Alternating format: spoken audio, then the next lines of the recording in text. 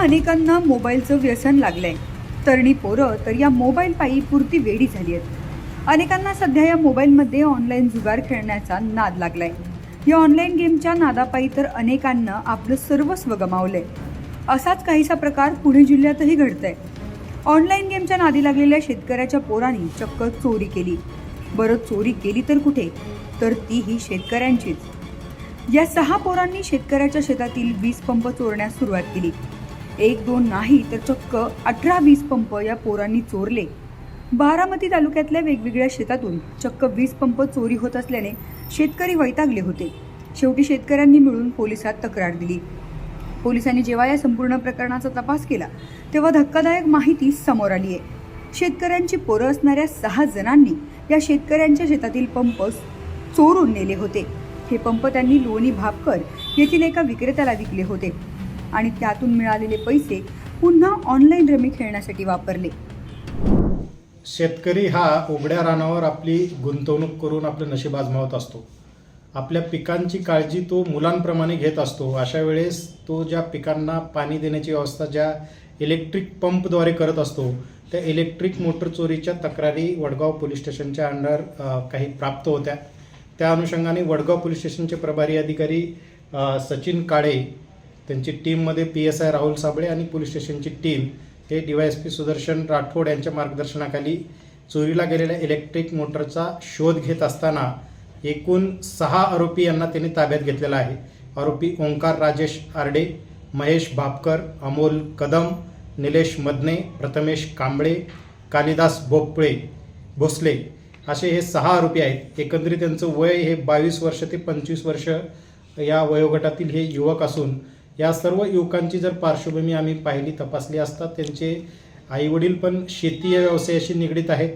काही लोक स्वतः इतर ठिकाणी कंपनीत कामं करत असतात, परंतु हे ऑनलाईन रमी खेळणे किंवा इतर व्यसनाच्या अनुषंगाने पैसा कम पडल्यामुळं या इलेक्ट्रिक मोटर चोरीच्या माध्यमातून पैसा कमवण्यासाठीचं यांनी प्रयत्न केलेला आहे। ही अत्यंत वाईट प्रवृत्ती आहे की शेतकरी अतिशय गरीब असतो आणि त्यांच्याच इलेक्ट्रिक मोटरी चोरून एकतर याच्यातला एक आरोपी स्वतःच्याच शेतातली वडिलांनी लावलेली इलेक्ट्रिक मोटर चोरून नेऊन विकल्याचं या तपासामध्ये आमच्या निष्पन्न झालेलं आहे। या अनुषंगानं एकूण 17 इलेक्ट्रिक मोटर्स पोलिसांनी जप्त केलेल्या असून त्या शेतकऱ्यांना परत करण्यात येणार आहेत।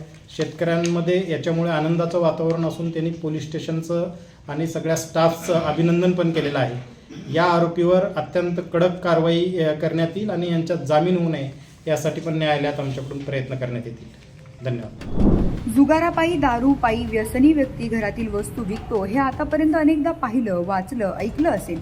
मात्र ऑनलाईन रमीच्या नादाला लागून नुकतंच मिरूड फुटलेल्या या तरुणांनी निवडलेला मार्ग पाहून अनेकांनी चिंता व्यक्त केली आहे। बारामतीहून निलेश जाधवसह किरण शिंदेचा रिपोर्ट, लोकमत.com।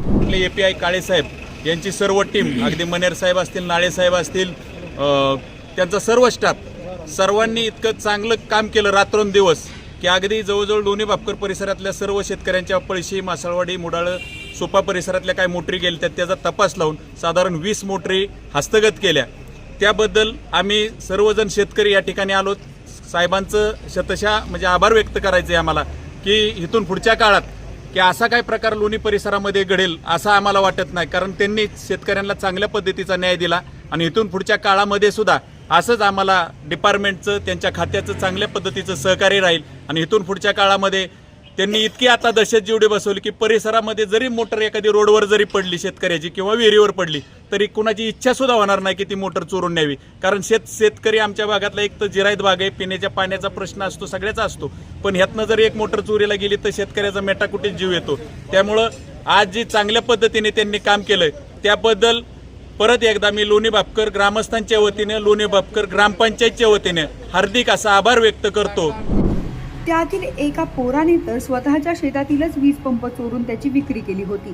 दरम्यान या 6ही चोरट्यांना पोलिसांनी अटक केली आहे। त्यांनी चोरलेले 18 ते 20 पंप पोलिसांनी हस्तगत केलेत। वीज पंप चोरणाऱ्या चोरट्यांना पकडल्यानंतर शेतकऱ्यांनीही सुटकेचा निश्वास टाकला आणि पोलिसांच्या कामगिरीचं कौतुक केलंय।